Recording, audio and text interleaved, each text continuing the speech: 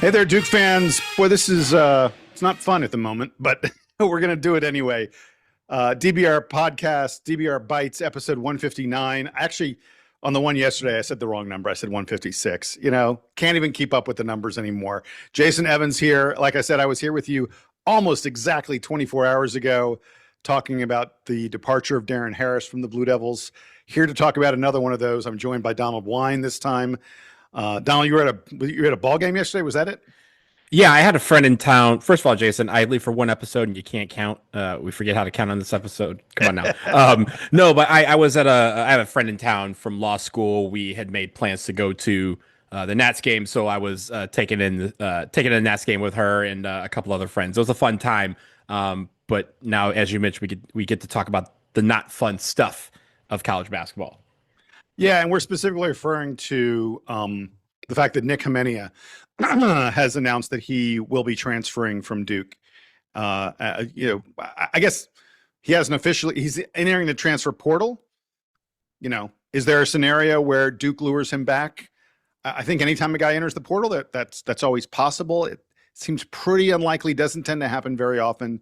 It tends to be kind of like a bunch of Carolina guys got in the portal, but they've got a new coach there, and you could see a scenario where those guys get lured back with a sort of a new situation, even though it's at the same school. You don't often see guys. Occasionally. Actually, Flory Badunga last year, I think, entered the portal, then went back to Kansas. Bottom line, I don't think there's not a lot of talk that Nik Khamenia has entered the portal with the intention of maybe coming back to Duke. So in all likelihoods, Nik will be a one and done, so to speak, as a Blue Devil, that being his freshman year and then moving on elsewhere. I will go ahead and say that though this one stings, far, far worse than the Darren Harris departure. Not that has anything to do with how beloved or anything like that, but just in terms of contributions and expected roles and the such, it's very, very easy to see where you would think that Nik was going to be a key player, probably not a starter, but sixth or seventh man, same kind of role, maybe slightly elevated from what he had this past season. And you would go, dude, 20 plus minutes a game, if not starting games, finishing a pretty fair number of them.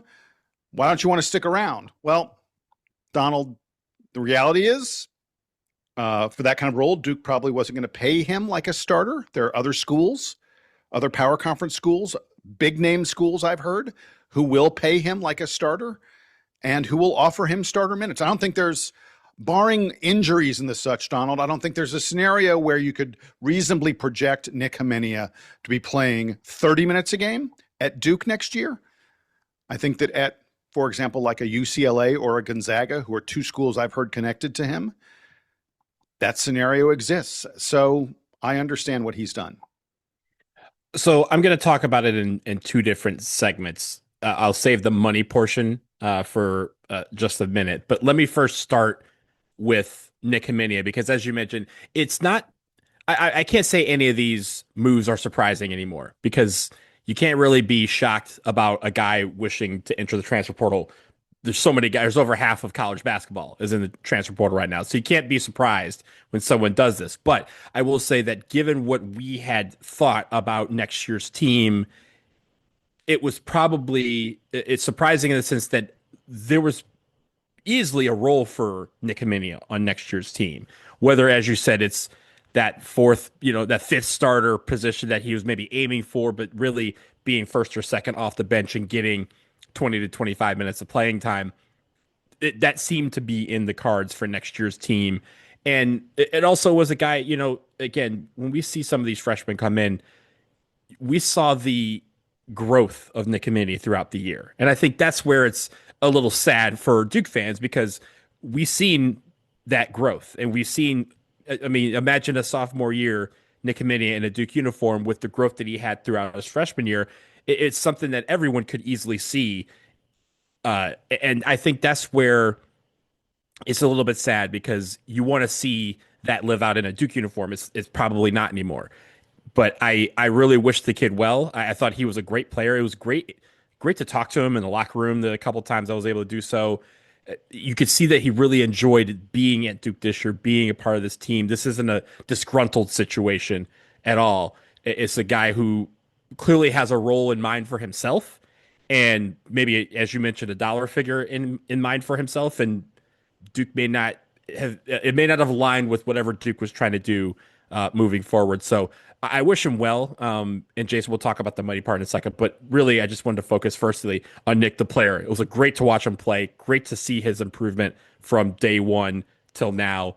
And unfortunately, we won't get to see him in a Duke uniform next year. Yeah, look, Nik was an outstanding player for Duke this season, especially considering he was a freshman with a role that moved around a lot. Like he was backing up Cameron Boozer. He was also backing up guys on the wing. There were times when Duke had to kind of go small and Cam would move to the 5 and Nik would play the 4. Nik was being asked to do a lot of different things in terms of, on offense, he was primarily a passer and a standalone shooter, but on defense, he was given a variety of different assignments and the such. Not a high usage guy by any stretch of the imagination was Nik. His usage rate at Duke was under 15%. Remember, there are 5 guys on the floor. If everyone's equal usage is 20%.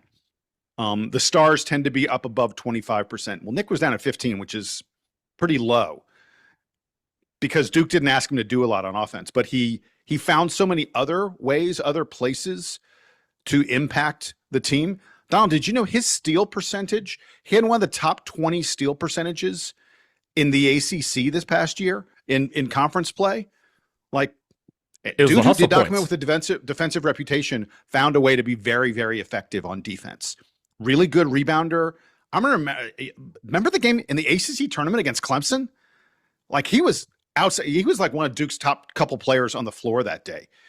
Had 14 points, hit 3 3-pointers, had 6 rebounds. Played 31 minutes against Clemson. The very next game against Virginia in the ACC championship game, he plays 32 minutes. Had 9 points and again 6 rebounds. Like, big role for this guy. So it's easy to look at what he did and go, oh, I can project a little more from him. And by the way, I think the schools that are going to pursue him, again, we're talking about was probably 6th man, 7th man for Duke next year, probably 6th man actually. These other schools are going to talk to Nik about, we want to bring you in and be one of our top 2 players. I absolutely think my bet is that we will hear Nik's from the West Coast. My bet is he's going to go back to the West Coast. It's hard to be really, really far apart from your family. And it's a long way to go East Coast from West Coast. So my bet is he goes back to the West Coast. UCLA is already talking about, like, we're going to bring in Nik Khamenia, and I read an article. UCLA is like, we want to bring in Nik Khamenia to help turn around this program and return us to national relevance. That's a huge role, and that's not a role he would have gotten at Duke. Well, look, everything you just said is great. I think the hustle points, those hustle moments, he had a lot of those this year. Yeah. He didn't have to, again, you mentioned the usage rate. I wasn't necessarily concerned about that because we weren't asking him to do a lot, but what he was providing was stuff that can't be, statable. Those hustle points, diving for loose rebounds, getting momentum plays. Sometimes it was knocking the ball off of somebody else out of bound to give us the ball and then giving us a let's go and just kind of, getting the crowd going. He had a lot of those moments where you said, hey, Nik had 2 points, 2 points, a few rebounds, a couple assists, but man, did he affect the game in a positive way with a +10, right? Like you had a few of those types of games. Now, let me talk about the money part of things, because I know you and Scott talked a little bit about it yesterday with just the ever-changing landscape of college basketball. Now, the coaching carousel has a lot to do with this, and money is talking more this offseason than ever, and it's for one reason in my mind, or at least one of the big reasons in my mind. If you remember, every coach that's been hired by all these different schools from Providence to UNC, they all have basically, there have been reports of the NIL budget guarantees that have come out with that. Hey, we got this coach because we're going to give him, $10 million, $15 million. A lot of it was between $15 and $20 million for NIL budgets. Jason, let me tell you this. If someone came up to me and said, yo, you can walk into the sports store and you have a $1,000 gift card, what am I doing with it? I'm spending it. I'm spending all of it. Not $1 is going to be left. But if everyone has $1,000 gift card to the same store, everyone is saying, I got to spend it all. So people start offering to pay more for items that are in scarce supply. That would be this year. A lot of bigs are getting a lot of big dollar offers. And like you said, some wings and like guys like 3s and 4s are getting a lot of big money offers. That's what's happening here. Right now, you mentioned yesterday, everybody's a free agent. Over half of all D1 players are in the portal right now. We're going to talk about a ruling, or at least a proposed new regulation that the NCAA is considering that could also affect this. But teams are paying heavily for the players that they want to try and land now, because what they don't want to have is later on when the store starts emptying out and they have this gift card left, they're not going to go back to those boosters and say, "Oh, I'm sorry, I couldn't spend it." They're trying to use it to buy every ounce of that money. And you spent all of that money on getting these guys. So that is where Nik Khamenia comes in. Duke may have had a budget, but these other schools have not necessarily have bigger budgets, but they're willing to spend more money and guarantee minutes and all of these things. It's things that Duke never really has done. We're obviously the money part is one thing, but Duke has a philosophy that everyone comes to compete, right? No one, like almost everybody is walking in saying, I'm here to compete. I haven't been guaranteed a starter's role. I haven't been guaranteed minutes. Now, sure, it works out where you're building around certain players, but that's not part of the package. Where some of these schools are saying, we'll give you 30 minutes. We'll give you a starting role. We're going to give you X million dollars.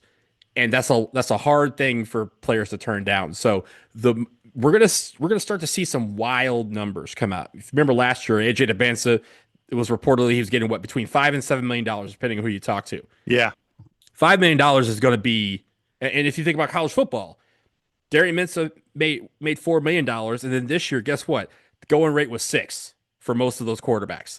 5 is going to be the going rate for a lot of these top guys, which means that everyone else is getting 2 or 3. Those guys that are expected to be starters, but not necessarily role players. They're going to be getting 2 to 3, which is probably higher than what, a team like Duke would pay for somebody who's going to be first or second off the bench. So it's becoming a numbers game in a way that everyone just needs to kind of put in their mind that, as you said, Jason, loyalty is not a part of that contract ever. Loyalty is kind of gone by the wayside, and that is not necessarily a bad thing. That is just what this is. People are just like players are loyal to the school for a year. The school is loyal to them for a year, except now it's more transactional in the form of a contract.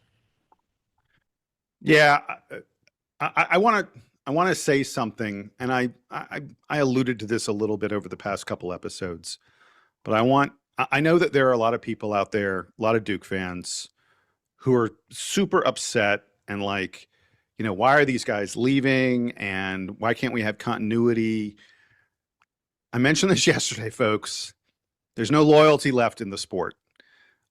Duke got, in my opinion, extraordinarily, lucky's the wrong word, but it took a lot last year at this time for Duke to retain as many guys as we did. Mm-hmm. Bringing back Pat and Isaiah and Darren, on and on, and Maliq and Caleb. I mean, like, that was a huge core to bring back to the team. That's just not college basketball anymore. It's not the way the sport works at this point. And when I talk about loyalty, I'm not talking about players to teams or teams to players. I'm talking about both. There's just not as much of it as there used to be.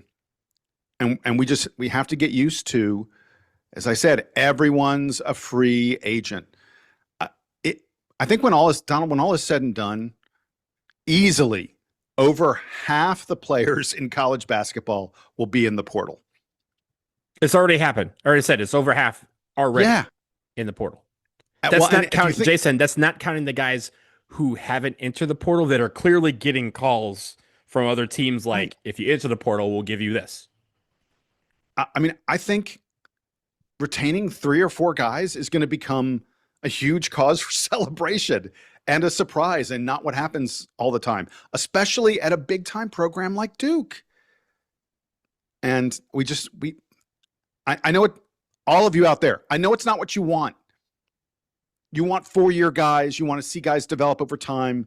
You long for Grayson Allen, and Quinn Cook and Zubek. And we could go on and on. And I'm not even going back, to the 80s, 90s. I'm just going back like 10 years or so. Emil Jefferson, we all long for it. It doesn't exist anymore. I'm sorry. I hate to be the one to break the news, but it just doesn't. Yeah, I think Scott said it best though. We as a fan base don't necessarily know what we want. Let me first start with this. People are always saying, "Oh, I hate that these guys are leaving." In the case of Duke, it may be they're leaving because the coach is saying, "Hey, here's where I see your role for next year. Take that, think on it," and they go, "That role is not for me." There are other schools where they're literally saying, "Get out." Right? There are coaches who are pushing players out the door and saying, not like coaxing, they're like, "We don't need you next year. Go hit the portal." Right? We're going to bring in somebody else, but you don't have a role here next year. Go to the portal. They're doing it forcefully. And so I think people need to be careful when they say, "I hate all these kids are leaving," because it's not just the players. As you mentioned, it is a two-way street in a lot of these situations. I will also say that, again, Scott said it, a little bit yesterday, but we don't know what we really want, right? As college basketball fans, everyone wants a team that's going to compete for a national championship, that's going to get the top recruits, that's going to get all the best portal players, and that none of them are going to leave or go to the draft. That is never going to happen. You cannot assume that the top guys are going to stay 4 years. You also can't assume that the lower guys are going to stay all 4 years. Case in point, Jason, look 8 miles down the road. Last year, they spent $20 million reportedly on a roster that had Caleb Wilson, Henry Visar, and a bunch of people that everyone was like, "Really? You spent that much money on those guys?" And what they were trying to say is they wanted to gain some continuity and give Hubert Davis a base. Well, guess what? Flash a year later, Hubert Davis is gone, and so are all of those players. And all those players got out in the first round of the NCAA tournament, and everybody clowned them. So now what are they doing? They're spending extra money to bring in an NBA coach, and they're probably going to spend even more money to try and get him a top dollar roster. That is what all of these colleges are trying to do. Everyone wants a winner. And to do that, you have to go out and spend money. And sometimes you have to, for some of these players, you got to tell them, "Hey, this is what your role is next year. I know you don't like it, but that's what we see right now. Let me know what you're thinking." And the player says, "Hey, coach, appreciate you, but I feel like I want to get more minutes. And if I can't get them here, I need to look elsewhere." That's just how this is working. But please do not make it just about the players. This is just, Jason, as you said, it's a two-way street. Everybody is involved in this right now. And at the end of the day, this is what college basketball is. It is not your old, everyone stays 4 years and everyone graduates. It's about the university, but these guys are trying to get into the best position for them. And that is what we fought for when we said that NIL needs to become a part of this equation. All right, last word on this from me really quick. It's not over. And by that, I mean two things. The first one is, I think we're going to hear about more Duke players leaving the program.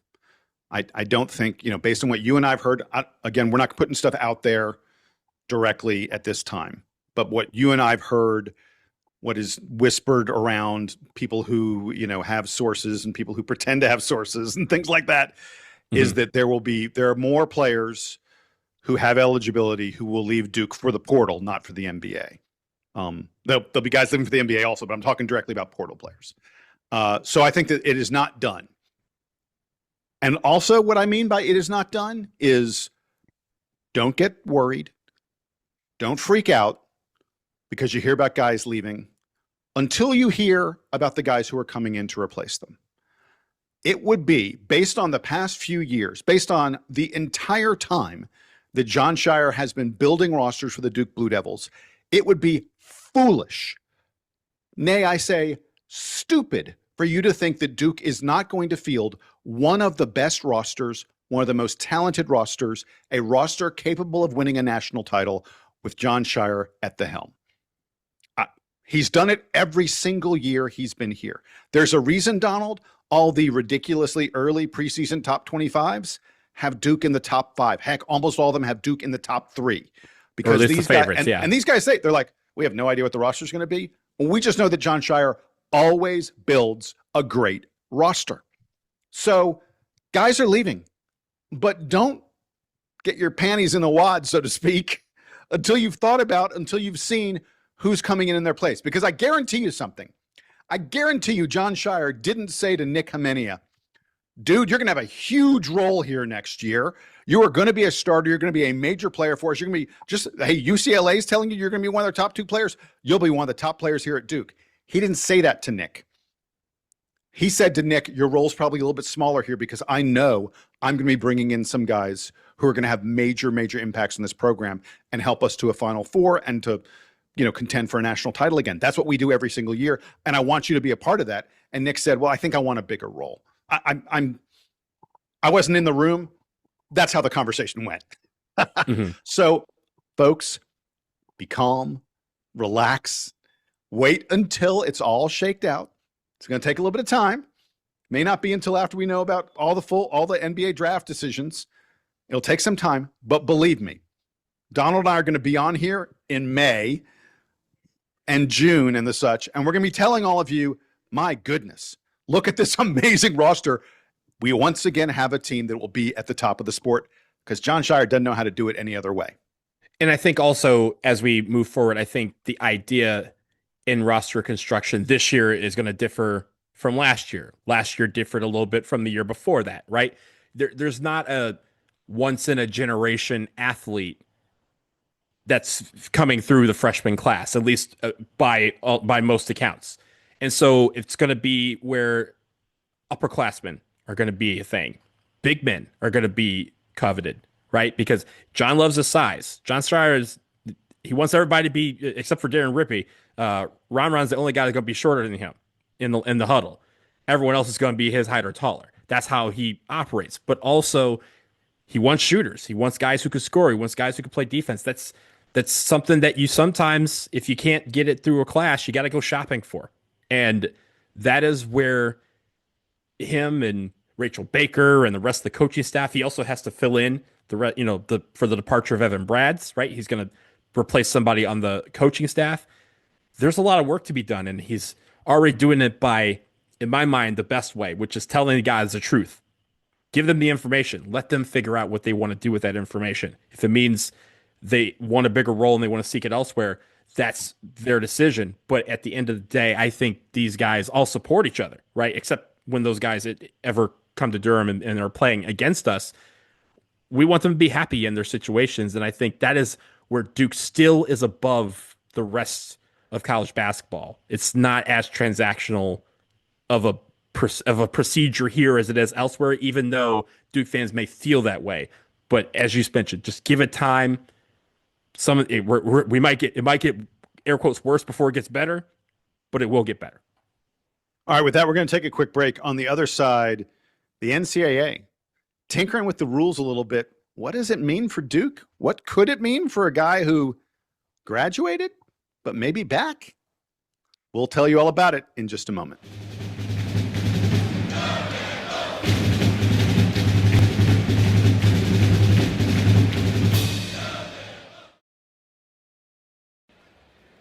All right, Duke fans, do you have hunger pains? Are you snacking all the time?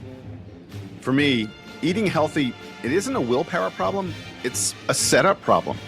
Until I found Factor. With Factor, I'm hitting my nutrition goals this season without the planning or the grocery runs.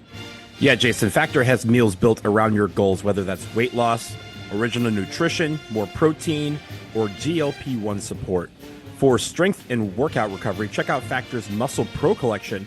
And every meal is crafted with functional ingredients, lean proteins, colorful veggies, whole foods, and healthy fats. No artificial colors or sweeteners, no high fructose corn syrup, no refined seed oils, just nutrient-dense food. Head to factormeals.com/DukeBB50off. Again, use that code DukeBB50off to get 50% off and free daily greens per box with a new subscription only while supplies last until September 27th of this year. See the Factor website for more details.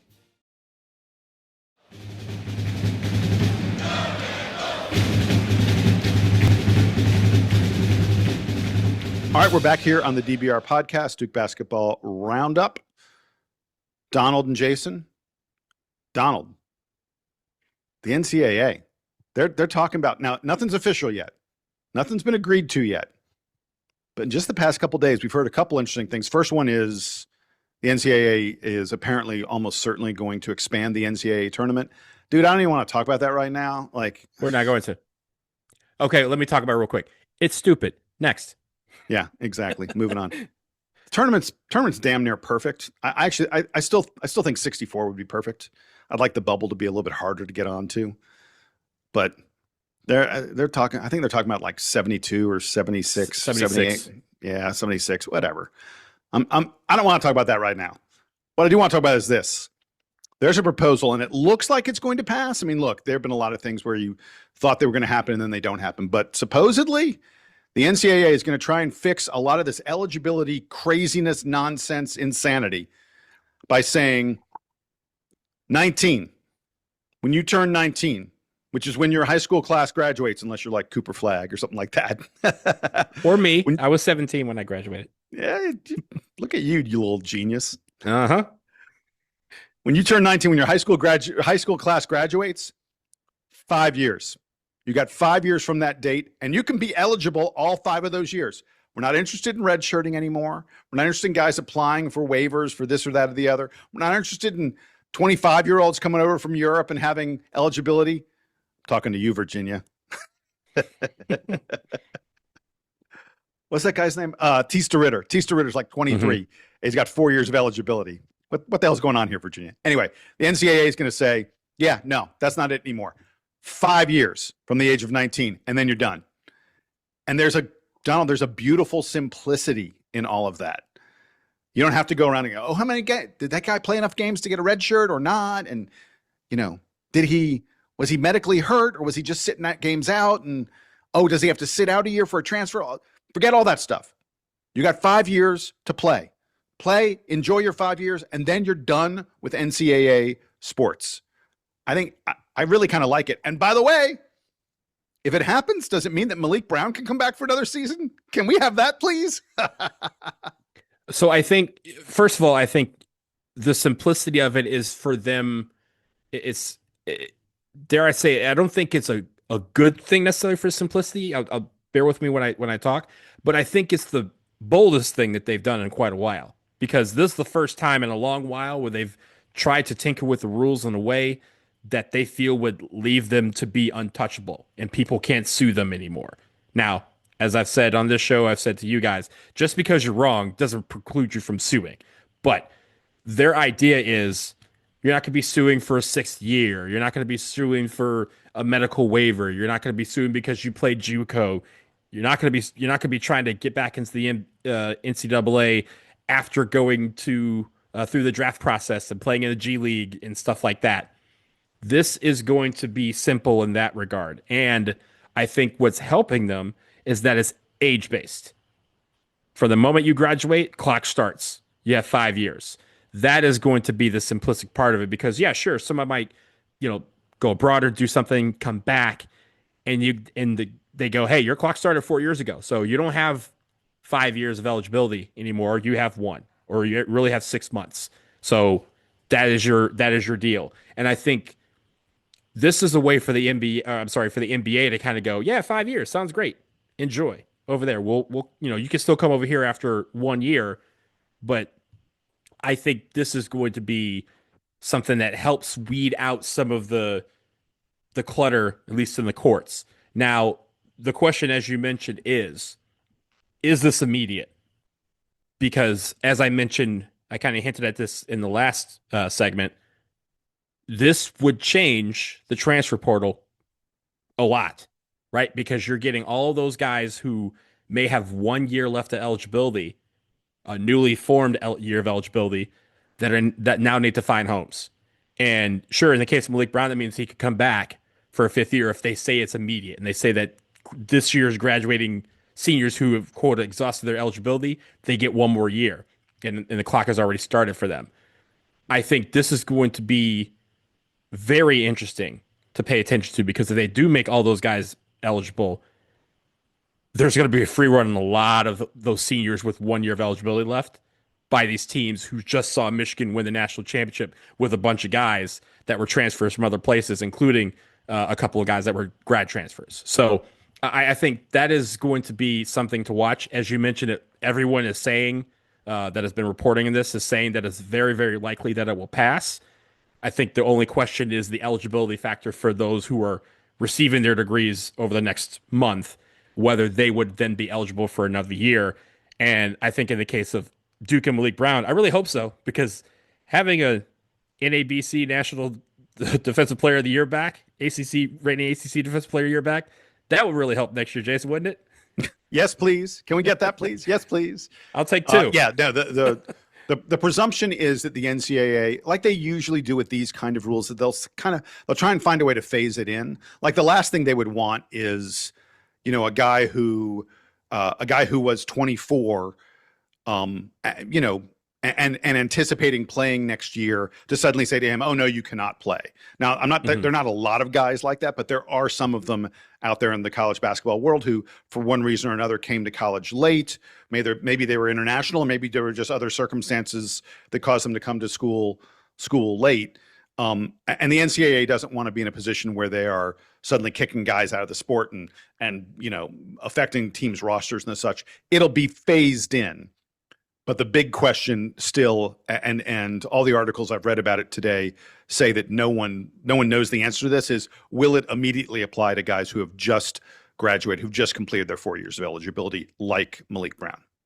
Now, there is a group of outliers that would be included in this. Now, that's people right, guys who take a on Mormon mission kind of stuff. Yeah, Mormon mission, maternity leave for women's sports, and for military service. So yeah, you're not going to have like the Chris Winkies who played professional baseball for a while, and then said, I want to go into football. You also are going to bring it back to Duke. You can have a Matt Christensen, right, who leaves for a couple of years, does a Mormon, and then comes back and still finishes eligibility. So those are still going to be within bounds. Yeah, exactly. All right, got anything else on this? Or are we ready to wrap things up? No, I'd love to see Maliq Brown back in a Duke uniform if this takes place. But, again, we'll see. It's supposed to be next week that they're meeting on this, and we'll see if they make it immediate. All right. With that, we're going to call it quits here on the latest edition of the DBR podcast. You can count on us being in your feed again very, very soon. I think we'll be getting more decisions, stay, go, maybe half stay, half go for those guys who are testing the NBA draft process. We're going to be hearing about a lot more from the Duke Blue Devils, I'm sure, in coming days, and there are going to be more and more talk. We're not, for the most part, I'm trying not to get into all the guys who are connected to Duke one way or another in the portal. It's hard to tell how many of them are real and how many of them are guys just trying to drive up the cost of the brick, so to speak. But we'll have it all here for you on the DBR podcast. Yeah, Donald, last word. Yeah, last word, just so people know how current this is. There is a report that just came out that Jeff Goodman of Field 68, Kansas big man transfer Flory Badunga's list as of now is Duke, Michigan, St. John's, and Louisville. So no Texas Tech, as was mentioned yesterday. I saw that earlier. Yeah. Texas Tech went from like being the pick to not even being the crystal ball only pick to gone. Look, it's silly season. We've said it before. That's how fast it goes, right? That's how fast it goes. And I'm telling you, the Badunga stuff, until we know that for sure what's going on with Patrick Gongba, Duke is not. I don't think Duke is taking Flory Badunga until they know what's going on with Patrick Gongba. I'm just, correct.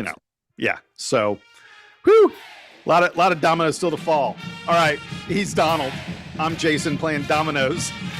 And here's the Duke band playing us out and taking us home.